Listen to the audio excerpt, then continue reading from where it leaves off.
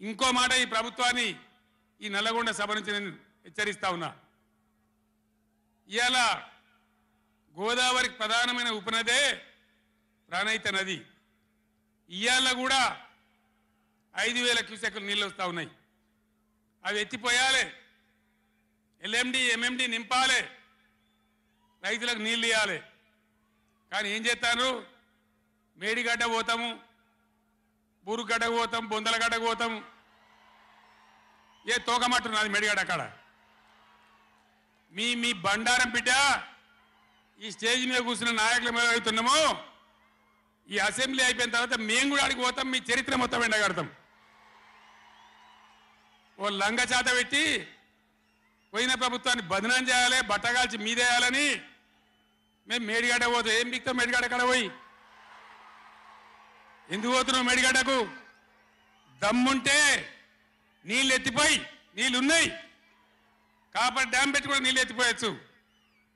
రైతుల ఈ కేసీఆర్ని బదనాం చేయాలని ఒక దుష్టబుద్ధి పెట్టుకొని రైతుల పొలాలను కొడతారా? ఇలా బంధు పెట్టిన మైబాద్కు నీళ్ళు వస్తలేవు, డోర్నగర్కు నీళ్ళు వస్తలేవు, సూర్యాపేటకు తుంగతుర్తికి మునిపొచ్చిన నీళ్ళు వస్తలేవు, తగ్గిపోతున్నాయి. ఇదా మీ రాజకీయం, మీ చిల్లర రాజకీయం? మేడిగడ్డ కాడైనా ఉంటే అందులో 250 పిల్లర్లు ఉంటాయి, 250 300 ఉంటాయి. కాళేశ్వరం ప్రాజెక్ట్ అంటే ఒక ఆటబొమ్మ కాదు. 3 బ్యారేజీలు ఉంటాయి గోదావరి మీద, 200 కిలోమీటర్ల టన్నెల్స్ ఉంటాయి, 1500 కిలోమీటర్ల కాలువ ఉంటుంది, ఒక 19 సబ్స్టేషన్లు ఉంటాయి, ఒక 20 రిజర్వాయర్లు ఉంటాయి. ఇదంతా కాళేశ్వరం ప్రాజెక్ట్ కాదట. ఒక 2-3 పిల్లర్లు కుంగిపోయినాయి. ఎన్నిసార్లు కుంగిపోలే? నాగార్జున సార్లు కుంగిపోలేదా? కడెం ప్రాజెక్టు గేట్లు కొట్టుకపోలేదా? మొన్నటిదాకా మూసీ ప్రాజెక్టు గేట్లు చక్కగా ఉండేదా? కొట్టుకపోలేదా? ఏదైనా పోతే సదరాలు దాన్ని మంచిగా చేయాలి, తొందరగా మంచిగా చేసి రైతులకు నీళ్ళు ఇవ్వాలి. కానీ మేము మేడిగడ్డకు పోతాం, బొందలగడ్డకు పోతాం, ఇదా రాజకీయమా? ఇది తెలివి అనిపించుకుంటుందా? ఇవి కాదు కావాల్సింది, రాష్ట్రానికి ప్రజలకు కావాల్సింది. ఒక లోడొచ్చు, వాళ్ళు గెలవచ్చు, ఎవరికి శాశ్వతం కాదు. మళ్ళా డబల్ స్పీడ్తో మేము అధికారంలోకి వస్తాం.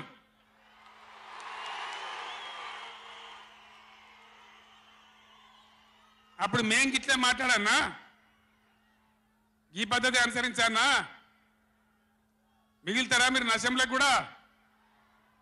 ఈ అహంకారంతో, దుర్మార్గమైన విధానంతో నదుల నీళ్ళ మీద నీకు అవగాహన లేదు. నన్ను అడగనట్టు నేను చెప్పు కదా,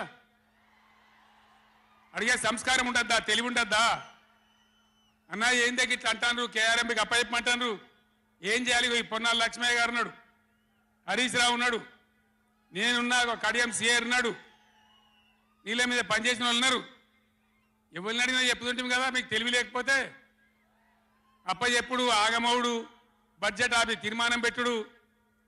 నేను ఒక్కటే మాట మీతో చెప్తున్నా, దయచేసి నిన్న కూడా అన్న నాతో హైదరాబాద్